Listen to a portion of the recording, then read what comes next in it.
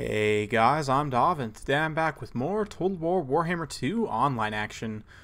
We're going to be continuing our Magic Spotlight here, taking a look at the Lore of Beasts today, hence the little skink chief buddy here. He's got the Lore of Beasts. And this is indeed Game 2 of the series that I started showing earlier with Shetland Apache versus Yalanala. Shetland Apache is the dwarves, and Yalanala is the lizard men here. So let's go ahead and take a look at the builds, and we can kind of talk more in depth about the Lore of Beasts here. So the Lord for the lizard men is going to be a Saurus Old Blood on foot with relatively little abilities. He's just got the Cold-Blooded, of course, Horn of Kygor, and this Stand Your Ground ability here. And yeah, being on foot, he still has armor piercing, pretty decent combat stats. He's also relatively cheap, so it allows Yalanala to take a nice elite infantry corps. He's got 4 Saurus warriors juiced up all the way to triple gold chevrons. He's also got 4 units of Temple Guard, the Skink Priest Lore of Beasts here, a Skink Chief on foot as well, and 1 unit of Cold One Riders. So let's go ahead and take a look at Shetland Apache's dwarfs here. He's got 2 gyrocopters with brimstone guns, 3 trollhammer torpedoes with a cannon. Front line's going to be a mix of dwarf warriors and dwarf warriors with great weapons. We've got miners protecting the rear with 2 units of thunderers. A slimmed down rune lord carrying nothing on him, just himself. It's going to be Lord Choice, and we've also got the dragonback slayers. So without further ado, we'll kick it into full gear. We do have the Ulthar's Raiders looking very cool here, also in the center. So yeah, let's go ahead and talk a little bit about Lore of Beasts here. Our skink buddy has been kind enough to bring Whistlin's Wild Form, which is a nice little buff spell. Gave us 25% weapon damage and plus 30 armor, which is good, really good for Saurus especially. Saurus have 60 armor, which is okay. It's not the best. That plus 30 puts them up to 90, which is super solid. And they also have massive base weapon strength as well, so that plus 25% weapon strength is very effective against them. You can see 52 total weapon strength, 34 of that is non-AP, so it does buff them up quite a bit. And of course the Flock of Doom is an area of effect direct damage. Scales best against high model count units, in particular infantry. Fate of Buna and some of the other direct damage spells scale 45 and up. I believe that Flock of Doom actually scales best to 90 and up, so it is best against infantry units, lots of big blobs. But yeah, we can see the mainline engagement getting underway here. Saurus and Temple Guard going to be getting in here and just cleaning the clock of these Dwarf Warriors. Dwarf Warriors definitely can't stand up to this very heavy fire. You can see now that Flock of Doom is being dropped, giving that nice bat drain effect. Very cool looking spell and cool sounding spell as well. And yeah, at this point the dwarfs are a little bit in a rough situation because they brought a very heavily anti-large missile focused build. They're going to have to fight this kind of retreat here, where they're continuously repositioning units, trying to get arcs of fire to then fire in. You can see the lizardmen are already starting to break through the front here with these Cold One Riders immediately now collapsing back on these dwarf warriors. That's going to free up this entire pocket here to start pushing through the center. Haven't seen any Whistlin's Wild Forms drop yet. I may have missed them. It is somewhat easy to miss those buff spells occasionally, but you can see the Skink Chief himself also getting in here with the Saurus and the Cold One Riders and so on. He's definitely getting down and dirty in the pits.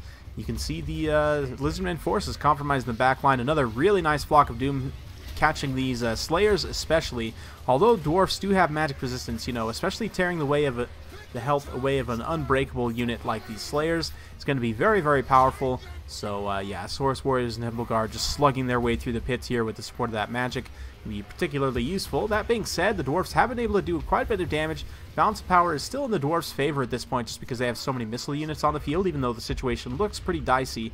If Shetland Apache can effectively micro his units and kind of fight this fighting retreat here and use the few roadblocks he does still have fighting to be able to create some nice arcs of fire here, he could still potentially get some good damage done. The Rune Lord is a tank with pretty good melee defense, 120 armor, no abilities here to help him tank, but the Temple Guard will do damage. But those those Trollhammer torpedoes, they're doing quite a bit of damage here to these Temple Guard. Unfortunately, they are geared more towards large targets, which the Temple Guard do count as infantry, unfortunately. But you can see they're pretty much gunned down to the man here. So You can see the philosophy of these overlapping arcs of fire. I'm also a big fan of this Dawi strategy, but I think that Yalanala had a really nice build here in what I believe to be a pretty tough matchup generally for the Lizardmen. One of the tougher matchups for them, definitely, but the Dawi here, you can see their infantry is just getting crumbled. The Gunners and the Torpedo Iron Drakes are trying to get some shots, some regrouped Dwarf Warriors in here, temporarily bracing this Temple Guard, but it's going to be pretty rough. There's still just so many Lizardmen infantry on the field. The Skink Priest, the Saurus Old Blood as well. And this Saurus Old Blood has pretty good combat stats and AP, so once he gets into combat with that Rune Lord, he's going to be able to take him down relatively effectively. You can see another Flock of Doom going down, catching all of these Dwarf infantry, so really nice use of that Flock of Doom there, even against a faction with magic resistance.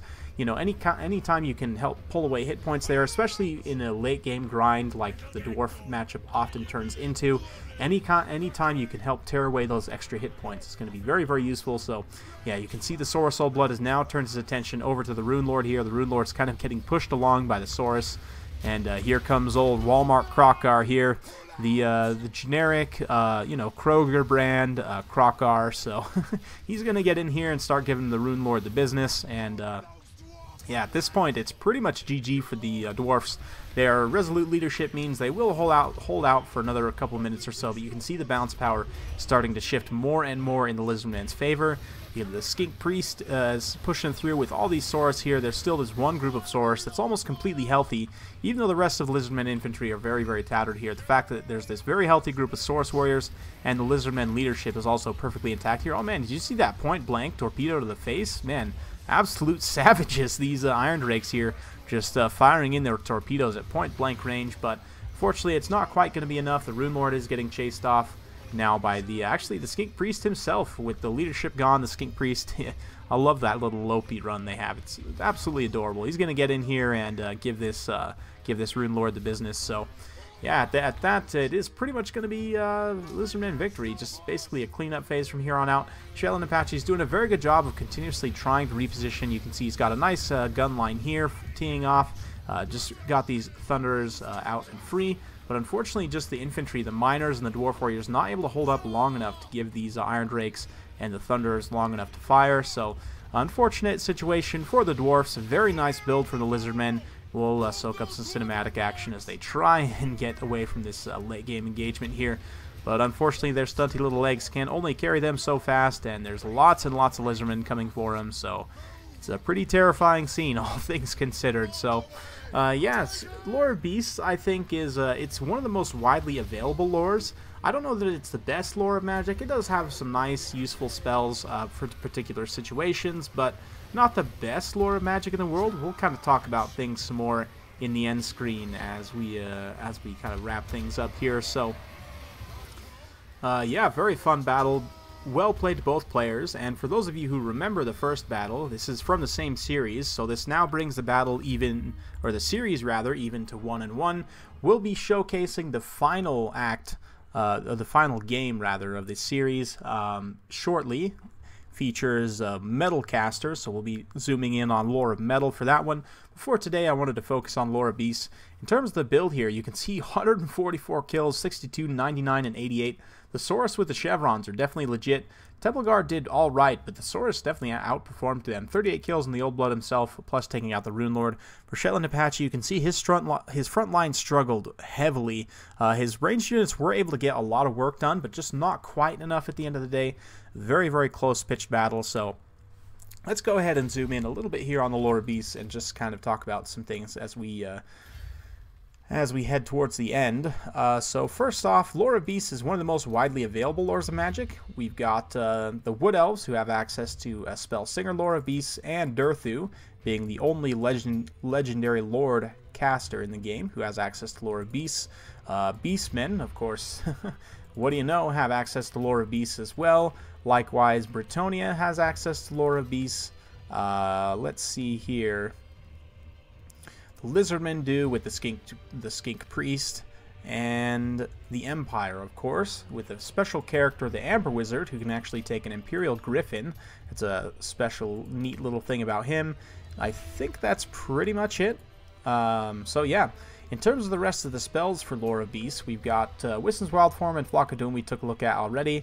Amber Spear is a very nice magic missile spell. I'm not the biggest fan of magic missiles in the world. They can be pretty decent, and Amber Spear is definitely one of the better ones. Very good at armored single model entities, so Overcast does even more damage. But Pan's Impenetrable Pelt is a very nice one of my other favorites from this Lore of Magic. 24% speed and 22% physical resistance. It's very good at casting on a mobile unit who needs to get out of danger. For example, if you have a unit of elite tier cavalry and they're stuck in an unfavorable engagement, you can put this on them. It'll give them a little bit of extra physical resistance and speed to give them that extra survivability.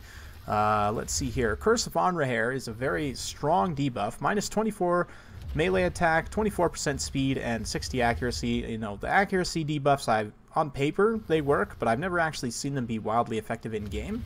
I would need to do some testing, but the 26 melee attack and 24% speed and a big area of effect is pretty decent. It's a little expensive for what it does, but it is worth noting that the Sisters of Thorn carry the Curse of Anraher as a bound spell, so that, you know, you'll see it still used from there, but not a typical choice to take with the Lore of Beast just because it's not the best spell in the world. Transformation of Kadon is an interesting one. You have 2 charges, only 16 winds of magic to summon a Manticore. Now, the Manticore does degrade. It causes fear and terror, though. If we go ahead and just kind of look here at what Manticores do exactly, if we go to the Warriors of Chaos roster here, we can go to the Feral Manticore.